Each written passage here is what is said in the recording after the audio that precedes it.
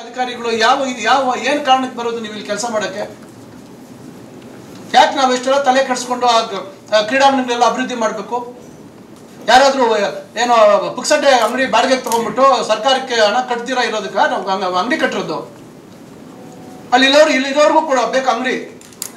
1000-2000ಕ್ಕೆ ಅಂಗಡಿ ತಗೊಂಡು 14,000-15,000 ಬಾಡಿಗೆ ಕೊಟ್ಕೊಂಡು ಆ ಬಾಡಿಗೆನು 2,000 ಕಟ್ತೀರಾ ಸರ್ಕಾರಕ್ಕೆ?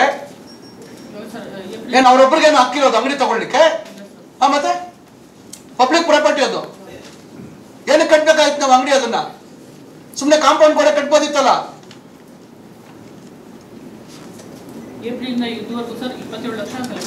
ಈ ಏಪ್ರಿಲ್ ಅಲ್ಲ ತಾಯಿ, 2023 ಮೇಯಿಂದ ಆಚೆಗೆ ಏನ್ ನೋಡಿ ಏನ್ ಮೇಂಟೈನ್ ಮಾಡಿದಾರೆ ಇವರು.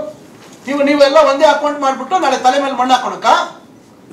ಯಾವ್ದು ಯಾವ ಸ್ಟೇಡಿಯಂ ಇಂದ ದುಡ್ಡು ಬಂತು ಏನ್ ಬಂತು ಅಂತ ನಿಮ್ಗೆ ಪಾಸ್ಬುಕ್ ಅಲ್ಲಿ ರಿಫ್ಲೆಕ್ಟ್ ಆಗುತ್ತಾ? We at East Point Group of Institutions offer a wide range of courses that provide limitless opportunities, building skills over 2 decades.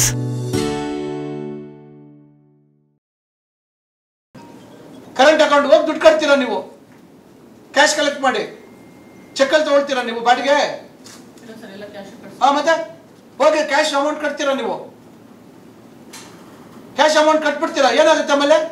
ಯಾವ ಸ್ಟೇಡಿಯಂ ಇಂದ ಅಕೌಂಟ್ ಬಂದಿದೆ ಅಂತ ಸುಮ್ಮನೆ ಅಲ್ಲಿ ಮೇಲೆ ಕೂತ್ಕೊಂಡು ಬೆಂಗಳೂರಲ್ಲಿ ಕೂತ್ಕೊಂಡು ಆದೇಶಗಳು ಮಾಡೋದಲ್ಲ ಕೆಲವರೆಲ್ಲ.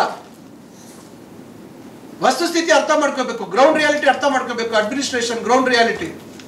ಇವಾಗ ನಿಮ್ಮ ಹತ್ರ ಮಾಹಿತಿ ಇಲ್ಲ. ಈಗ ನಿಮ್ಮ ಹತ್ರ ನಾನು ಹೇಳಿದ್ದೀನಿ ಇವಾಗ ಇದ್ರ ಬಗ್ಗೆ ಎಲ್ಲ ನಾನು ಕೇಳ್ತೀನಿ ಅಂತ. ಈಗ ನೀವು ಹೇಳೋ ಪ್ರಕಾರ 1 ಕೋಟಿ ಇನ್ನ ಬಾಕಿ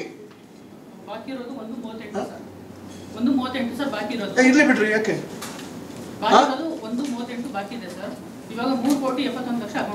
ಆಯ್ತಮ್ಮ, 1,31,00,000 ಆಸ್ ಆನ್ ಟುಡೇ ಬಾಕಿ ಇದೆ. 2 ವರ್ಷದಿಂದ ವಸೂಲಿ ಆಗಿಲ್ಲ ಬಾಕಿ. ಏನ್ ಮಾಡ್ತೀರಾ ಹೇಳಿ? ಅಲ್ಲ ನಾನು ಹೇಳಂತದ್ದು ನೀವು ಒಬ್ಬರ ಮೇಲೆ ಹೇಳ್ತಾ ಇಲ್ಲ. ನೀವು ಬಂದು ಎಷ್ಟು ದಿವಸ ಆಯ್ತು? ಅದಕ್ಕೆ ಮುಂಚೆ ಇರೋರ್ಗೆ ಹೇಳಿದ್ದೀನಿ, ಎಲ್ಲರಿಗೂ ಹೇಳಿದ್ದೀನಿ. ಬೀಗ ಹಾಕ್ಸಿದೀವಿ, ಬಾಗಿಲು ಮುಚ್ಚಿದೀವಿ. ನಾನು ಹೇಳಂತ ಇರೋದು ಹಿಂದೆ 10 ವರ್ಷ ಇದ್ರಲ್ಲ ಜವಾಬ್ದಾರಿ ಮಾಡ್ಕೊಂಡು ಅವ್ರ ವೈಫಲ್ಯಗಳು ಎಷ್ಟಿದಾವೆ ಅಂತ ನಾನು ಇಲ್ಲಿ ಸಭೆಯಲ್ಲಿ ಹೇಳಕ್ ಬಯಸ್ತಾ ಇದ್ದೀನಿ. ಏನಾಗುತ್ತೆ ನಾಳೆ ಬೆಳಗ್ಗೆ ಒಂದೇ ಅಕೌಂಟ್ ಮಾಡಿದ್ರೆ ನಾಳೆ ಯಾವ ರೀತಿ ನೀವು ಲೆಡ್ಜರ್ ಅಕೌಂಟ್ ಮೇಂಟೈನ್ ಮಾಡ್ತೀರಾ?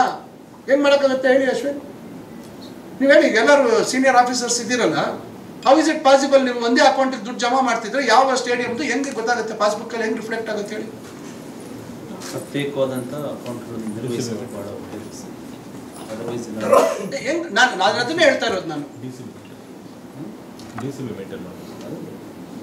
ಅಲ್ಲ ರೀ, ನಿಮಗೆ ಪ್ರತ್ಯೇಕ ಅಕೌಂಟ್ ಇದ್ರೆ ಈಗ ಚಿಂತಾಮಣಿ ಕೂತ್ಕೊಳ್ಳಮ್ಮ, ಚಿಂತಾಮಣಿದು ಒಂದು ಇರ್ತದೆ ಅಕೌಂಟು.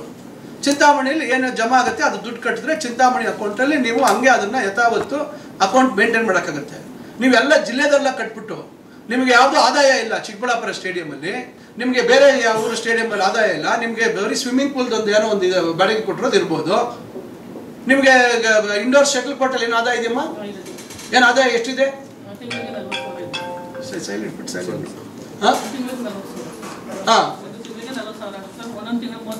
ಯಾರು ಕಟ್ಟೋದು 40,000? ಯಾರು ಚಾರ್ಜ್ ಮಾಡ್ತೀರಿ? ಈಗ 65 ಲಕ್ಷ ಮಂಜೂರು ಮಾಡಿಸಿದ್ವಿ, ಆಯ್ತಾ? ಈಗ ಅದಕ್ಕೆ ಟ್ರ್ಯಾಕ್ ಚೇಂಜ್ ಇದು ಮಾಡ್ತಾ ಇದೀವಿ. ಏನೋ ಫ್ಲೋರಿಂಗು ನಾವು ಸಿಂಥೆಟಿಕ್ ಮೆಟೀರಿಯಲ್ ಹಾಕ್ಬೇಕು ಅಂತಿದ್ದೀವಿ.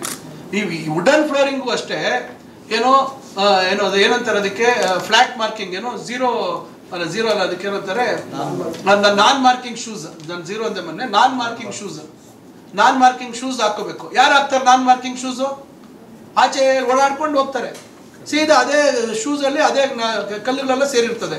ನೀವು ಅದನ್ನೇ ಹೋಗಿ ಶಟಲ್ ಬ್ಯಾಡ್ಮಿಂಟನ್ ಆಡಿದ್ರೆ ಆ ಫ್ಲೋರಿಂಗ್ ಏನಾಗುತ್ತೆ? ಯಾರಾದ್ರೂ ಗಮನಿಸಿದಿರಾ? ಅಸಿಸ್ಟೆಂಟ್ ಡೈರೆಕ್ಟರ್ಸ್ ಇಷ್ಟು ದಿವಸ ಕ್ಲೋಸ್ ನೋಡಮ್ಮ. ನಾನು ಮೊನ್ನೆ ಅದಕ್ಕೆ ಸಭೆಯಲ್ಲಿ ಹೇಳಿದ್ದು. ನಾನು ಮೊನ್ನೆ ಯೋಗ ದಿನ ಸಭೆಯಲ್ಲಿ ಯಾಕೆ ಹೇಳಿದೆ ಅಂದ್ರೆ, ನಾನು ಝೀರೋ ಮಾರ್ಕಿಂಗ್ ಅಂದ್ರೆ ಅದು ನಾನ್ ಮಾರ್ಕಿಂಗ್ ಶೂಸ್. ಇಲ್ಲಿ ಝೀರೋ ಅಂದ್ರೂ ಅಷ್ಟೇ, ಅದು more or less same, but it's not correct terminology. ಅಲ್ಲಮ್ಮ ತಾಯಿ, ಯಾಕಮ್ಮ 2,000? ಅದಕ್ಕೆ ನೋಡಿ ಇವತ್ತು ನಿಮಗೆ ಯಾಕೆ ನಾನು ಒಂದು ಅಕೌಂಟ್ ಬೇಡ ಅಂತ ಹೇಳ್ತೀನಿ.